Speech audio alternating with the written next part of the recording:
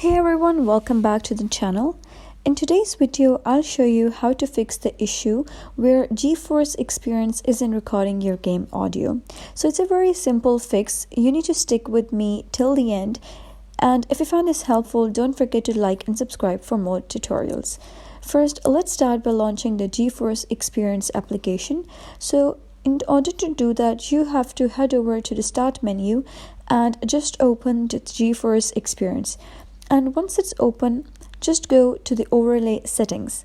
And there you need to make sure the following settings are enabled. The first is instant replay. If it is turned off, you gotta turn this on.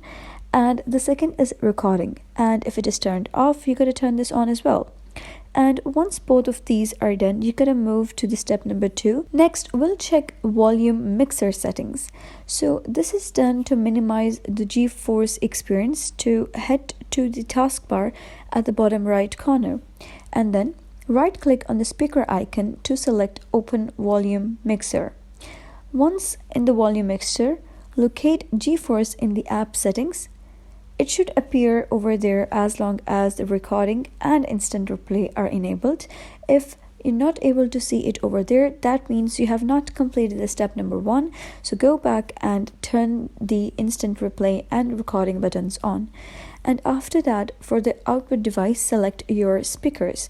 And for the input device, select your microphone if you're using one. Now go back to Geforce Experience and open the game overlay settings again. And then turn off both recording and instant replay.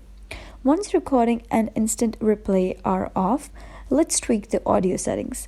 Then click on the settings cog icon and navigate to the audio setting menu. And there you'll be able to see two options. One is create a single track and other is separate both tracks.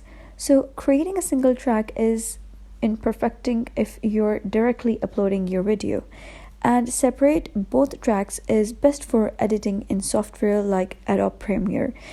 I recommend trying both of them just to check out which one works best for your setup.